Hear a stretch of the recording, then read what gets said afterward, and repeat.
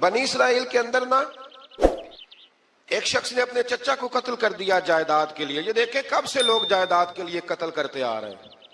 چچا کو قتل کر دیا اور قتل کر کے حضرت موسیٰ علیہ السلام کے پاس آئے کہ میرے چچا کو کسی نے قتل کر دیا ہے تو بتائیں کیا کرنا ہے. تو آپ نے فرمایا کہ گائے ذبح کرو اور اس کا ایک ٹکڑا مقتول کو مارو, مرنے والے کو, وہ خود اٹھ کے بتا دے گا مجھے کس نے قتل کیا ہے. اب ارادہ نہیں تھا گائے ذبح کرنے کا تو بہانے کرنے لگے. ارادہ نہیں نہ ہوتا تو پھر کیا ہوتے ہیں, کہنے لگے گائے کس طرح کی ہو, بوڑھی ہو کہ بچی ہو, رنگ کیسا ہو, جوان ہو کہ چھوٹی ہو, حال میں ایک دفعہ چلنا سیکھ گئی ہو یا ابھی نہ سیکھی ہو. تو بتاتے گئے تو رب بھی شرطیں بیان کرتا گیا.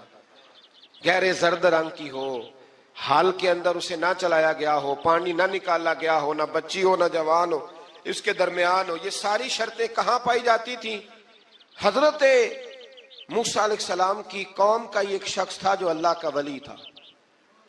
وہ جب انتقال کرنے لگا نا, اللہ اکبر, دیکھو رب ولیوں کی اولادوں پر بھی کتنا فضل فرماتا ہے. وہ جب انتقال کرنے لگا تو ایک اس کے پاس چھوٹی سی بچیا تھی, گائے کی بچی, اس نے جنگل میں چھوڑ دی. کہنے لگا یا اللہ میں تیرے نام پہ چھوڑتا ہوں, میرا بچہ جوان ہو جائے تو اسے دے دینا, اور تو سرمایہ ہی کوئی نہیں. بچہ بڑا ہوا تو بچہ بھی بڑا نیک تھا, اپنی ماں کا بڑا فرما بردار تھا. اس کی ماں نے کہا بیٹا تیرے باپ نے ایک گائے چھوڑی تھی. تو بچہ جنگل میں گیا اور جا کے کہنے لگا اے اللہ میری گائے مجھ سے ملا دے. تو رب کریم نے وہ گائے واپس کر دی. وہ گائے گھر لے آیا. اب وہ کہنے لگا اماں بیچ دوں, تو اماں کہنے لگی بیٹا میرے پوچھے بغیر نہ بیچنا. کئی دفعہ گاہک لگے پر اس نے کہا جب تک میری اماں نہ کہے گی میں بیچوں گا. ادھر بنی اسرائیل والے شرطیں جتنی گائے کے بارے میں پوچھ چکے تھے وہ ساری اسی گائے میں پائی جاتی تھی. تو یہ ڈھونڈتے ڈھونڈتے وہاں پہنچ گئے تو کہنے لگے گائے چاہیے. تو اس نے کہا بھی تمہاری مرضی سے نہیں, قیمت میری مرضی کی. ایک مفسر نے تو یہاں تک لکھا ہے کہ اس نے کہا گائے ذبح کر کے نا تو جتنا گائے کے اندر گوشت ہوگا نا اتنا ہی کھال کے اندر تو مجھے مال بھر کے دو گے, اتنے ہی سکے بھر کے دو گے, اتنی اشرفیاں بھر کے دو گے تو پھر تمہیں گائے دوں گا. تو پھر یہ گائے انہیں ملی اور یہ گائے لے کر کے آئے. زیادہ سوالات نہ کرتے تو زیادہ الجھتے نہ. ہم بھی دین کے معاملے میں بڑے سوال جواب کرتے ہیں, اتنا سوال کریں جتنی اس کی ضرورت ہے. ان لوگوں نے سوالات زیادہ کیے تو پھر الجھ زیادہ گئے. تو میرے بھائی اس کا ذکر بھی اللہ تبارک و تعالیٰ نے پہلے پارے کے اندر بیان فرمایا. پھر اللہ کریم نے فرمایا کہ کچھ ایسے لوگ بھی ہیں یہودیوں میں سے جن کا دعویٰ ہو گیا ہے کہ ہم اللہ کے بڑے پیارے ہیں. فرمایا یہ صرف ان کے منہ کی باتیں ہیں, یہ تو قیامت میں پتہ چلے گا نا کہ اللہ کا پیار کس کے ساتھ زیادہ ہے. اور پھر یہ بھی یہودیوں نے دعویٰ کیا ہے, اسی پارے میں اللہ فرماتے ہیں کہ ان کا دعویٰ ہے کہ ہم اللہ کے بڑے پیارے ہیں, جنت میں ہم ہی جائیں گے. تو اللہ فرماتے ہیں پھر مرنے کی دعا تو کرو, جنت میں تو مر کے جانا ہے نا.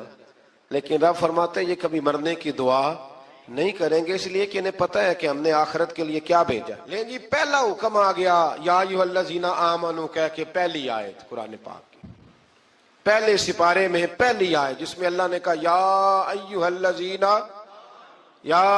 الذین آمنو. تو پہلا حکم آمنو کہہ کے آیت نمبر 104 میں جو اللہ نے حکم دیا ہے نا وہ نبی پاک کی تعظیم کا حکم ہے. پہلا حکم ہی اللہ نے حضور کی عزت اور ناموس کا ارشاد فرمایا.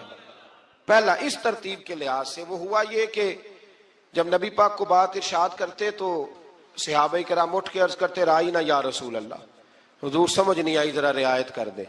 تو یہودیوں کی عبرانی زبان کے اندر نہ ذرا کھینچ کے پڑھتے تھے رائینا, تو اس کا معنی بنتا تھا معاذ اللہ اے ہمارے چرواہے. بکریاں چرانے والے کو بھی وہ رائینا کہتے تھے.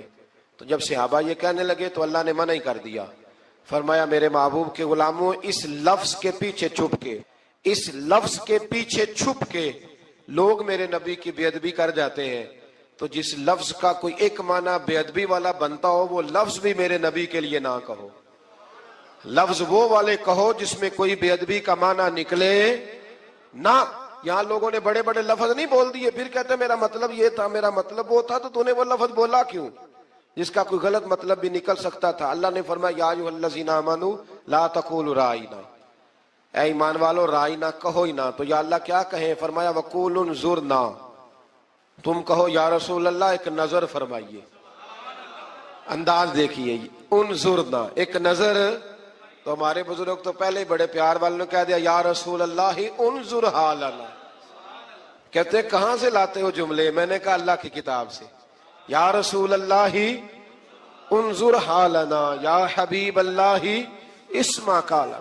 تو تم کہو انظرنا, محبوب نظر کرم کرے, واسمعوا, اور کیا ضرورت ہے دوبارہ پوچھنے کی؟ اللہ کہتا ہے پہلے ہی دھیان سے سنا کرو, پہلے ہی واسمعوا, پہلے ہی احتیاط سے سنو. وللکافرین عذاب علیم, اور کافروں کے لیے دردناک عذاب ہے.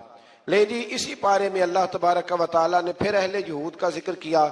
تو یہود کہنے لگے کہ ہم حضرت ابراہیم کے ماننے والے ہیں. تو اللہ کریم نے وہ بھی ذکر کیا کہ میں نے تو ابراہیم کو آزمایا ہے. وَإِذِ ابْتَلَىٰ إِبْرَاهِيمَ رَبُّهُ بِكَلِمَاتٍ فَأَتَمَّهُنَّ, ہم نے ابراہیم کو کچھ چیزوں سے آزمایا ہے, وہ ہماری آزمائش پہ پورے اترے. قَالَ إِنِّي جَاعِلُكَ لِلنَّاسِ إِمَامًا, تو پھر ہم نے انہیں کہا کہ ہم آپ کو پوری دنیا کا امام بنائیں گے.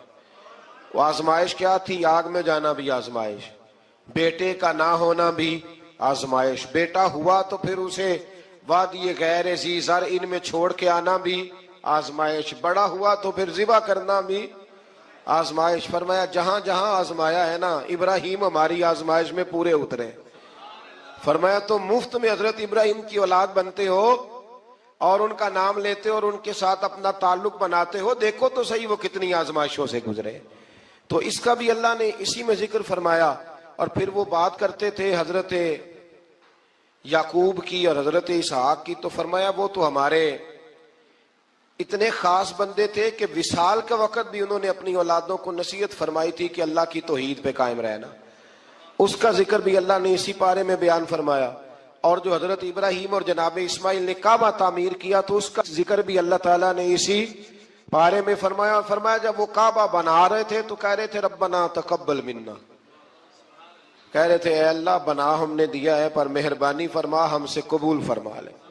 تو جو آیہ کریمہ آخر میں عرض کرنا چاہتا ہوں اس پر بھی تھوڑی توجہ فرمائیں گے تو بات بڑی نکھر کے باہر آئے گی. یہ 16ویں رکوع کے اندر اللہ نے پھر یہود کا اور عیسائیت کا ذکر فرمایا. تو اللہ کریم نے ایک بات ارشاد فرمائی, یہودیوں کے ہاں جب کوئی بچہ پیدا ہوتا تھا وہ پیلے رنگ کے ساتھ اس کو رنگتے تھے, یا کوئی خاص رنگ تھا ان کا. بچہ پیدا ہوتا تو اس پر وہ رنگ چڑھاتے کہ یہ جی ہمارے مذہب کا رنگ ہے. ہمارے ہاں بھی رسمیں ہیں نا اپنی اپنی, معاذ اللہ اپنی اپنی نہیں ہونی چاہیے, اللہ رسول کا حکم ہونا چاہیے. تو یہودیوں کے ہاں بچہ پیدا ہوتا تو ایک خاص رنگ چڑھاتے, عیسائیوں کے ہاں پیدا ہوتا تو وہ بھی ایک خاص رنگ چڑھاتے.